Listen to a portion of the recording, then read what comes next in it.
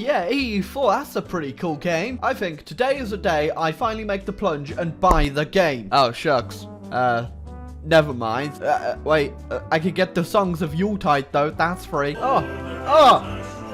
It slaps! Europa Universalis 4 has gone through many phases throughout its history of being a video game. I mean, we're talking Lara Flynn Boyle in like 91 versus Lara Flynn Boyle in 2018 right here. So I thought to myself, heck, you know what, everyone is always complaining about this game, always thinking, hey, it used to be so much better back in the day at this patch or this patch or this patch. Why don't I just go back and actually give the game a look about what it used to be like when it came out. Now, first off, I'm going to have a quick look at version 1.10, which is the furthest you can go back on the Steam beta patches. So, you know, what you're hiding, Paradox? Why can't we go back further? But don't worry, we will in fact be going back all the way to release. I just want to have a quick pit stop here to just show you the furthest back you can go to without going through means. Oh, damn, dude. El Dorito. Now, first things first, the map doesn't look that different in this time period, except for one very unique thing, and that is that Memel is a square. Burn it! And one of the reasons I think they did this originally to nerf France is they actually made a bunch of its land under duchies, which is interesting, I suppose, because it never ever actually stopped them. They were pretty unstoppable even back then. They also start a war with England, but yeah, that's about as interesting as this patch gets. Let's move on to the real patch.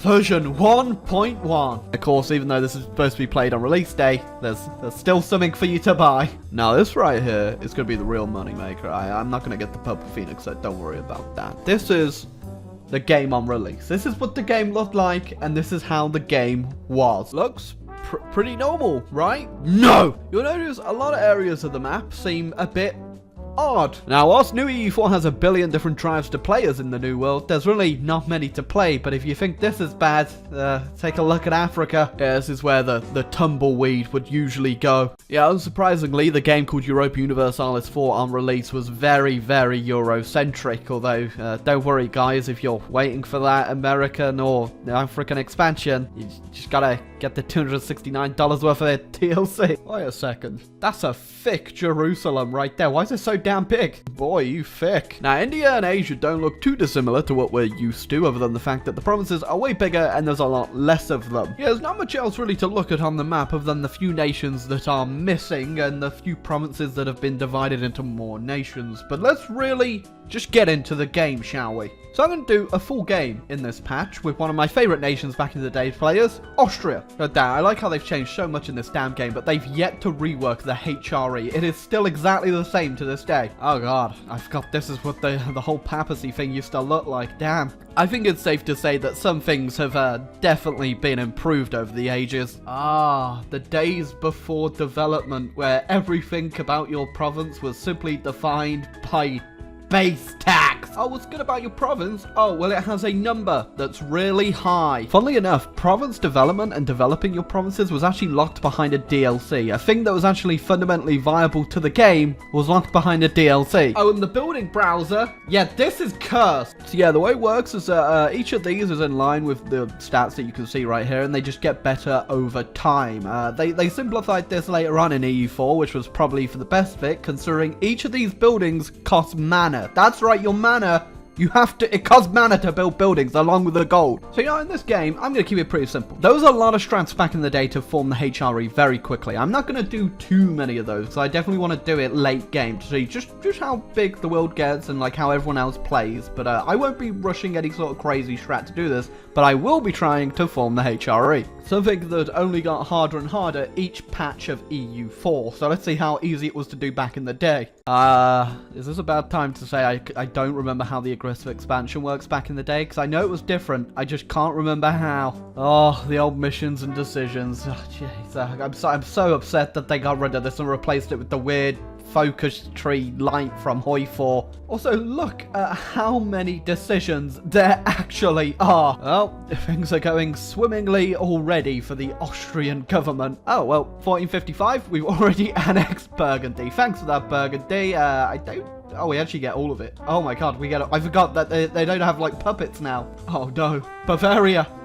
What have you done? Ooh, the Venetians are quite busy right now, which I think it means is our perfect time to strike. Oh, I forgot about this. Okay, so back in the day, the fort system didn't exist. You actually have to siege down each and every province, but that doesn't sound bad because they were way easier to siege, and it means you could do some crazy carpet sieges. Oh my god, I miss this so much. Reform number uno. So what I've been doing is I wait for someone in the HRE to get too big for their boots. I go ahead and invade them and make them release all the princes they've already annexed, and then boom, I get like 30 imperial tradition for it. Which, like most paradox traditions of watching what players do and then trying to make it incredibly hard for them to ever do it again, it got patched, I think. I don't think you can actually do this anymore. That's right. I'm pretty sure Paradox has based their entire DLC policy on the fact that you are too good for them.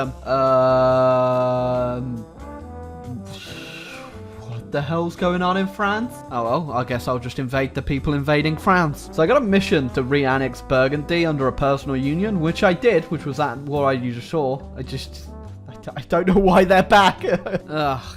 Just shoot me in the testicle. Well, France ain't looking too hippity-hoppity, so I'm gonna go ahead and declare war on them and take their property. I don't know how to explain just how great it is just to take out the enemy army and be able to just siege down their country without them, like, building 50 billion different mercenary stacks because they are willing to suicide their entire country just so you don't get 2 provinces. It just feels more realistic to the time period that you just take out like 2, maybe 3 armies and then siege down the country and, you know, not have to deal with 50 billion different French units just spewing out of every province because they've taken 5 different loans to fund them. Uh-oh.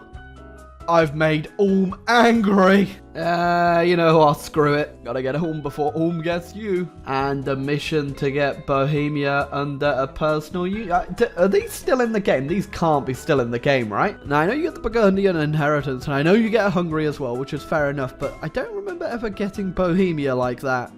Maybe I'm wrong. Either way, this is incredibly great.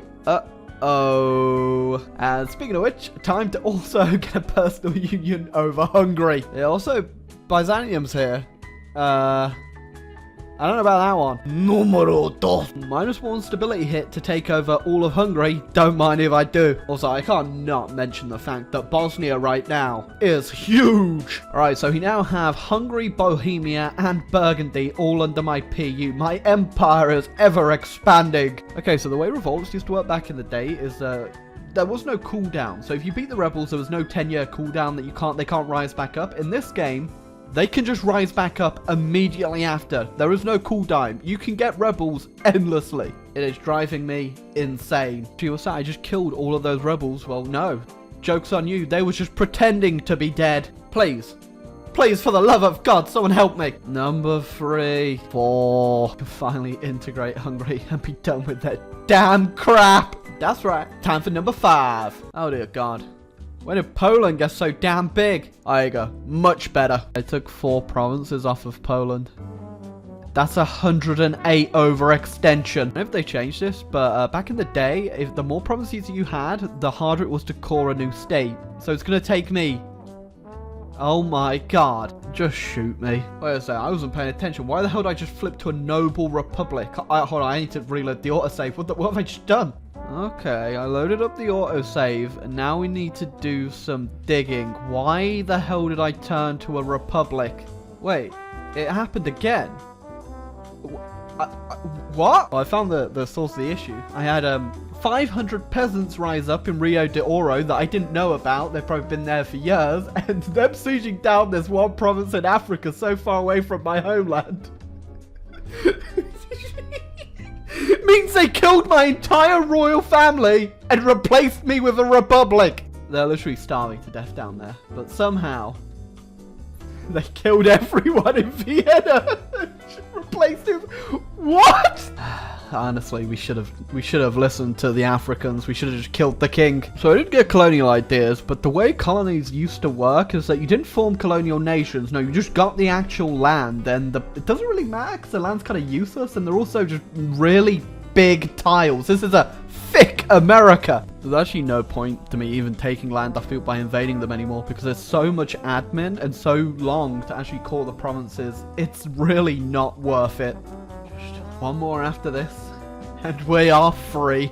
But now that I have everyone as a puppet under me in the HRE, I am going to go ahead and declare war on Denmark and just let you look at the vassal swarm that happens. Look at that. Just 100,000 Germans sieging out Schleswig. Yeah, it's a pretty fun war. I'm doing all the hard work over here in America, as you can see, while the Germans are just going ham on Denmark. Oh my god, Savoy even landed in Britain.